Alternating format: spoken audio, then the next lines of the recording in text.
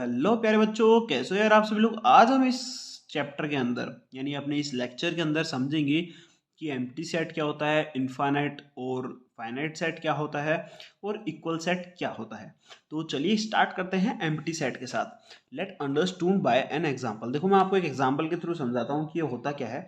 जैसे सपोज करो आपकी जो क्लास है, आप क्लास 11th में पढ़ रहे हो, ठीक है। कौन सी क्लास में पढ़ रहे हो आप? 11th में पढ़ रहे हो, ठीक है। और एक बात मैं आपसे कहूँ कि आप 11th में और 12th में दोनों में पढ़ रहे हो, ठीक है। दोनों बातें अलग अलग है ना। अब मैंने कहा कि आप 11th क्लास में पढ़ रहे हो तो आप एक सेट हो जाओगे, बिल्कुल है। आप किसके सेट हो जाओगे? आप पूरी स्कूल के सेट हो जाओगे कि आप स्कूल के एक सेट हो। जैसे क्या है, x colon x is a student of class 11th presently studying in school. That mean A contains the finite number of elements. कि भाई जो अपना क्लास 11th है वो एक फाइनाइट नंबर कंटेन कर रहा है, बिल्कुल कंटेन कर रहा है ना। कि भाई एक ही है और वो एक स्कूल में पढ़ रहा है, ठीक है। पर मैं उसको दूसरे तरीके से क्या बोल रहा था कि आप 11th में भी पढ़ रहे हो और 12th में भी पढ़ रहे हो। तो एक तरीके से ये चीज़ पॉसिबल नहीं है। क्यों? आप 11वीं और 12वीं एक साथ नहीं पढ़ सकते। 11वीं पास करोगे जब उसकी डिग्री के साथ ही तो 12वीं पढ़ सकते हो ना। तो वो क्या पॉसिबल नहीं है। तो क्या होगा, इसका मतलब जो बी है यानी जो अपना सेट है उसके पास एलिमेंट नहीं है। यानी एलिमेंट नहीं है यानी वो खाली है, और खाली का मतलब वो है एम्प्टी सेट। तो इसकी एक बार डेफिनेशन देख लो। A set which does not contain any element is called empty set और null set. It is denoted at five. दोस्तों ये जो साइन है ये एम्प्टी सेट का है या फिर ये, यानी अगर आप जैसे ब्रैकेट बना देते और उसमें कुछ नहीं करते तो वो एम्प्टी सेट माना जाता है, या फिर आप ये कर दोगे ये एम्प्टी सेट है। हाँ, अगर आपने गलती से ये करके ये कर दिया तो दोस्तों ये एम्प्टी सेट नहीं है, this is a set because this is a element now. यानी ये एक एलिमेंट हो गया, ये सेट कहलाएगा, ठीक है। ठीक है, तो यहाँ पे एक गलती नहीं करना है। यहाँ पे अगर फाइव लगा रहे हो तो ब्रैकेट नहीं लगा रहे, और ब्रैकेट लगा रहे हो तो उसके अंदर फाइव नहीं डालना, ठीक है। तो दोस्तों सेकंड वाला क्या था अपना? फाइनाइट सेट और इनफाइनाइट सेट। अब दोस्तों ये क्या होता है, जैसे मैंने कहा कि ए इज इक्वल्स टू 1 2 3 4 5 है, B equals to A B C D E है, and C equals to 1 2 3 4 and so on, ठीक है। तो अपने पास यहाँ पे लिमिटेड नंबर है, यहाँ पे अपन काउंट कर सकते हैं इनको 1 2 3 4 5 को। हाँ सर कर सकते हैं। A B C D E F को भी काउंट कर सकते हैं। हाँ सर कर सकते हैं। पर मैं कह रहा हूँ 1 2 3 4 एंड सो ऑन, यानी आगे तक है। तो दोस्तों ये इनफाइनाइट है, तो आप इस चीज़ को फाइंड कर सकते हो। कर सकते हो क्या? बोल सकते हो क्या? काउंट कर सकते हैं क्या अपन उसको? नहीं कर सकते सर। तो वो क्या हो गया? इनफाइनाइट हो गया।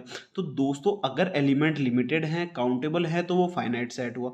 अगर दोस्तों वो एलिमेंट है वो काउंटेबल नहीं है, वो बहुत ज़्यादा है यानी अनलिमिटेड है, ज़्यादा भी हो सकते हैं, काउंट हो सकते हैं, पर अनलिमिटेड का मतलब हमारे को नहीं मालूम कि कहाँ तक जाना है, तो वो काउंट नहीं होगा, तो वो क्या हो गया? इनफाइनाइट। तो दोस्तों इसकी एक छोटी सी डेफिनेशन देख लो। A set which is empty और consist of a definite number of a element is called the finite set. यानी फाइनाइट का मतलब अनलिमिटेड सेट जिसको अपन काउंट या काउंट कर सकते हैं। This set is called infinite.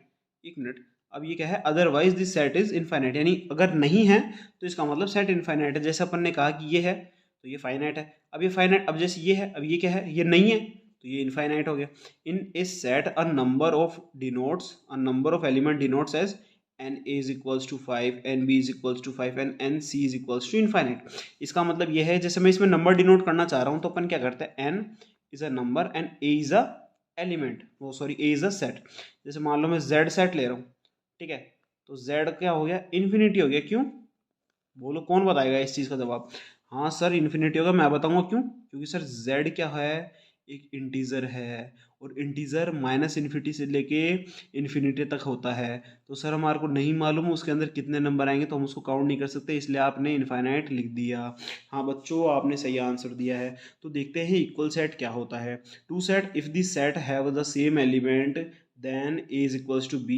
if has set has no equal element then a is not equals to b. अब दोस्तों इक्वल एलिमेंट का मतलब है कि a और b के पास इक्वल एलिमेंट होने चाहिए, यानी एक जैसे एलिमेंट्स जो हैं वो होने चाहिए। मैं कह रहा हूँ ए के पास है एलिमेंट 1 2 3 4 5 और बी के पास है 4 2 3 1। तो दोस्तों इसका जो एलिमेंट है, यानी 1 2 3 4 5, इधर देखो एक है, ये दो रहा, ये तीन रहा, ये चार रहा, तो ए इक्वल्स टू 2 हो गया। अब इस तरीके से देखो दूसरा, देखो 1 2 3 4 और दूसरे में क्या है? 4 3 1 है। तो देखो हमारे पास एक है, हाँ एक है, दो है, दो नहीं है, तीन है, तीन है, चार है, चार है, तो दो नहीं है, तो ये क्या है? अनइक्वल है। तो इसी तरीके से एक और देखो 1 2 3 4 और बी की वैल्यू है 1 1 2 3 4 4। अब दोस्तों ये भी इक्वल ही होगा, क्योंकि मैंने आपको पिछले लेक्चर में बताया था कि अगर नंबर ऑफ सेट रिपीट हो रहा है तो हम उसको काउंट नहीं करेंगे, बस उसके अंदर प्रेजेंट होना चाहिए एलिमेंट। यानी 1 को आप चाहे 10 बार लिख दो चाहे एक बार लिख दो, वो इक्वल माना जाएगा किससे, बी से। बट अगर अपन यहाँ पे कहना चाहें कि n A is not equals to n B, क्यों, क्योंकि इसके अंदर 4 एलिमेंट है और इसके अंदर 6 एलिमेंट है, but A is equals to B, that's why representation does not matter in this set, इसलिए अपन रिपीटेशन है उसको मैटर नहीं देते हैं।